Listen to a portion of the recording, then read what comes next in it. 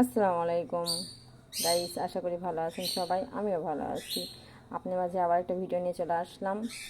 আজকে মাছ মাংস ছাড়াই কাবাব বানাই দেখাবো। যে আলু গ্রেট করে রাখছি, ডিম আলু গ্রেট করে রাখছি, একটু নিয়েছি হলুদের গুঁড়া, লবণের স্বাদ মতো লবণ, জিরা ধনিয়ার গুঁড়া, পেঁয়াজ, মরিচ, ধনিয়া পাতা দিলে আরও ভালো হয়, কিন্তু ধনিয়া পাতা নাই আমার কাছে।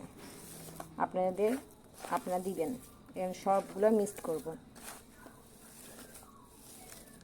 এর মধ্যে দিয়ে দেবো ম্যাজিক মশলা, আরও দিয়ে দেবো বেসন।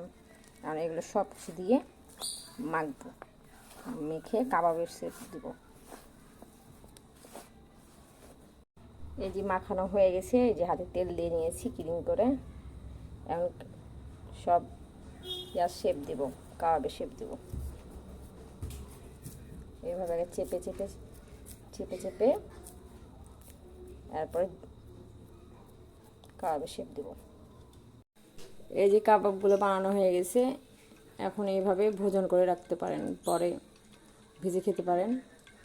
ডিপ ফ্রিজে রেখে দিবেন। ভাজার 10-15 মিনিট আগে বের করে ধুয়ে ভাজলেই হবে।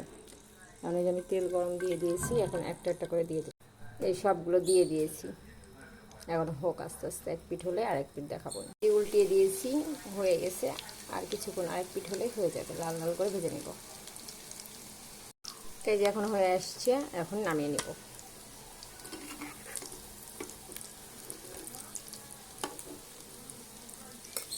নামিয়ে নেব। এই যে আমার হয়ে গেল ডিম আলুর কাবাব। যদি ভিডিওটা ভালো লাগে লাইক কমেন্ট শেয়ার করবেন। আর এরকমভাবে বানিয়ে খেয়ে দেখবেন, পোলাওয়ের সঙ্গে, গরম সাদা ভাতের সঙ্গে অনেক ভালো লাগে। সন্ধ্যার সময়ও খাইতে পারেন। সবাই ভালো থাকবেন, সুস্থ থাকবেন। আল্লাহ হাফেজ।